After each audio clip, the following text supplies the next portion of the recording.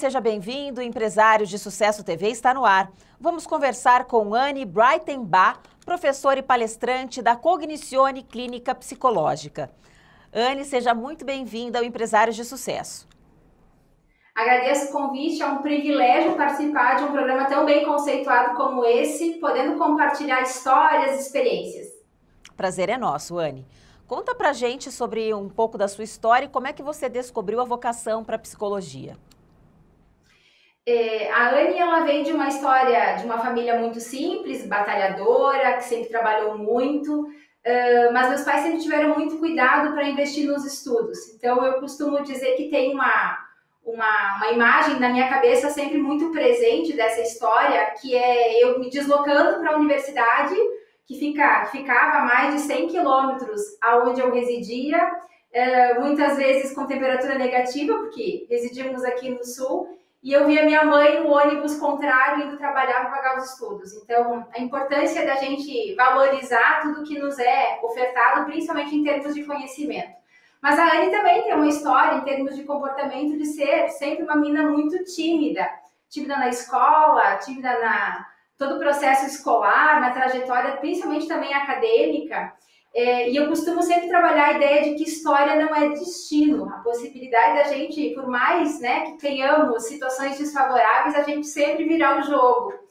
E quando tu me perguntas em relação à vocação à psicologia, eu tive isso sempre muito presente. Meu pai nunca pôde fazer o ensino superior, mas adorava ler livros, principalmente da área da psicologia. Tinha uma biblioteca, então desde pequena, o que eu via não era meu pai no celular, e sim lendo muitos livros, fazendo trocas. E mais adiante, depois fui morar 2, 3 anos com uma prima que é da psicologia, que é uma referência hoje também na área empresária de sucesso. Então, esses dois modelos, essas duas referências me ajudaram muito, para poder fazer as escolhas. Hoje, eu trabalho com orientação profissional e sempre faço muito a ressalva da importância do jovem em poder observar esses modelos também como uma alternativa para as difíceis escolhas que se tem hoje enquanto questões profissionais. E qual que é a sua linha de trabalho, Anne? E também qual que é o seu propósito profissional e de vida também? Eu não me furto de trabalhar as questões clínicas, mas realmente a minha linha de trabalho, a carreira, ela se vai muito mais para a área organizacional. Então eu trabalho com grupos, com equipes, gosto de trabalhar com grandes plateias, enfim. E quando tu me perguntas a respeito do propósito, eu acredito que realmente nós todos tenhamos que entender o que a gente veio para esse mundo. E a partir do momento que a gente tem um propósito, todas as nossas atividades, elas são voltadas para essa condição. A minha é muito clara, a minha é ajudar as pessoas a buscarem as visões mais elevadas das suas vidas, mas através de uma trajetória mais leve, mais alegre possível, porque vejo que muitas vezes a gente consegue ajudar as pessoas a despertarem aquilo que elas tanto querem, desejam, anseiam, mas elas se colocam numa condição de obrigação, eu tenho que fazer isso. Então, meu grande propósito é fazer com que essa trajetória aos grandes objetivos de cada um seja de uma forma mais leve possível. E você não oferece apenas cursos, mas também palestras, como você disse, Qual que é a importância, a relevância de você ajudar emocionalmente as pessoas? Eu acho que você usa um termo muito interessante ali, que é o emocionalmente. O que eu venho desenvolvendo com as palestras é exatamente impactar no emocional e no afetivo. Quando a gente pensa afetivo, é o quanto eu posso afetar alguém. E quando você afeta ou impacta alguém, a possibilidade de mudança ela se torna muito mais efetiva.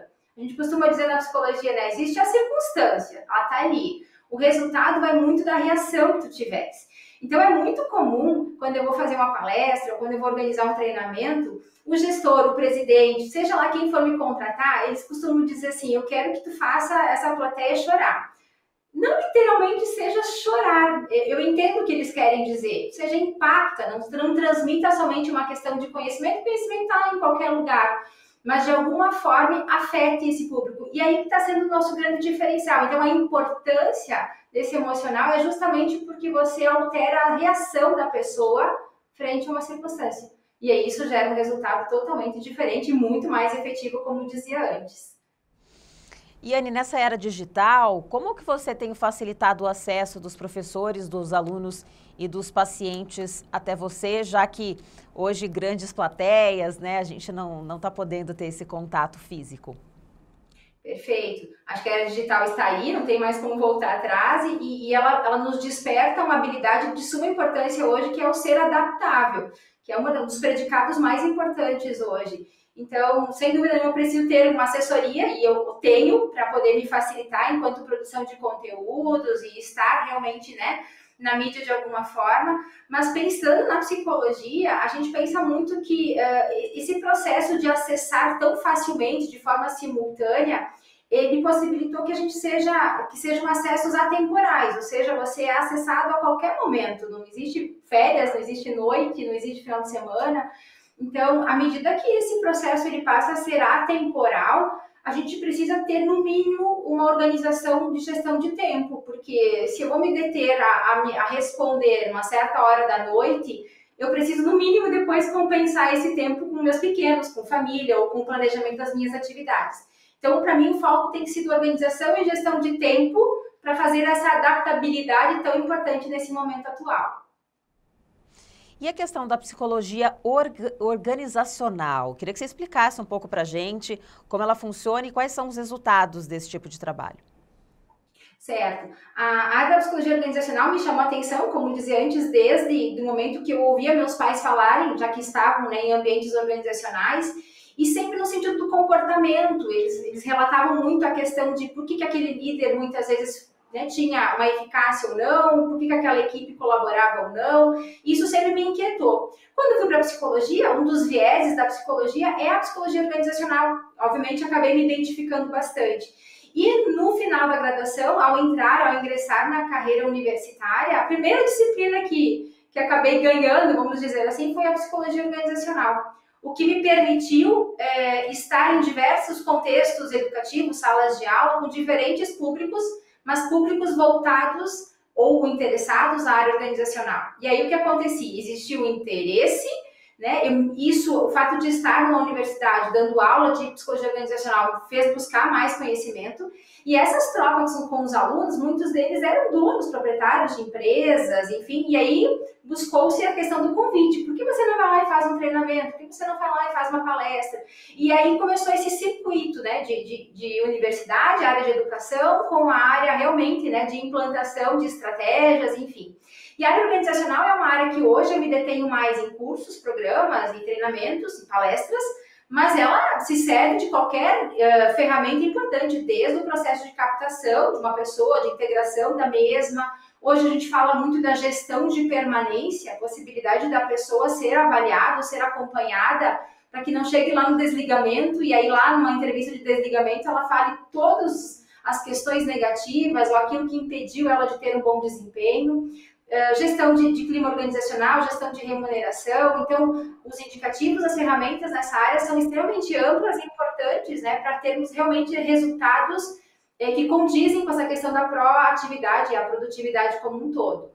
E, Anne, diante dessa nova realidade que a gente está vivendo, né, principalmente pensando no mundo corporativo, eu imagino que a psicologia organizacional ganhou ainda mais importância, né? Já que muita coisa mudou, as pessoas estão trabalhando em casa, os formatos de trabalho mudaram, os processos mudaram, então os líderes principalmente precisam estar muito bem orientados, né, para que tudo caminhe da melhor forma. Sim, sem dúvida. E nesse sentido, por estar também na área organizacional, mas ter todo esse ingresso na carreira universitária, e não só isso, né, eu fiz um doutorado na área de educação, então me permite estar também nas áreas de educação da qual eu também me identifico. Então, muitas vezes, quando eu chego numa empresa, o que eu escuto? Poxa, como é que esse meu colaborador está numa função de líder e não consegue ser um líder propriamente dito? Como é que eu tenho uma equipe que eu integrei, que eu treinei e ela não é colaborativa? Como é que eu faço eles se tornarem mais competitivos? E aí isso começou a me inquietar, porque realmente essas questões que eles nos colocavam era visível. E aí a gente começa a perceber que esses pontos que são tão, como tu bem colocaste, tão importantes, eles são aprendidos. E quando é que a gente aprende isso? E aí eu comecei a perceber que há falhas nesse processo. A gente não aprende a trabalhar em equipe. E é preciso aprender. E alguns confundem, mas eu aprendi a trabalhar em grupo. na escola, mas não é a mesma coisa. Então, esse movimento me despertou, já que eu tinha esse pé, vamos dizer assim, na educação, de começar a trabalhar com jovens. Então, através de entidades, através realmente, né, dessa ampliação dessa carreira profissional, eu comecei também a trabalhar isso e nessa época de pandemia, pude fazer muitos trabalhos mesmo nessa ordem do digital com os jovens. É a base que está faltando, base de trabalhar desde cedo as questões de liderança, eles não têm muitas vezes muita clareza nem o que é ser um líder, trabalhar as questões de equipe, para que eles lá na frente, né, eu já vi muito gestor dizendo, vocês ensinam a passar no vestibular, mas vocês não me ensinam a trabalhar numa organização.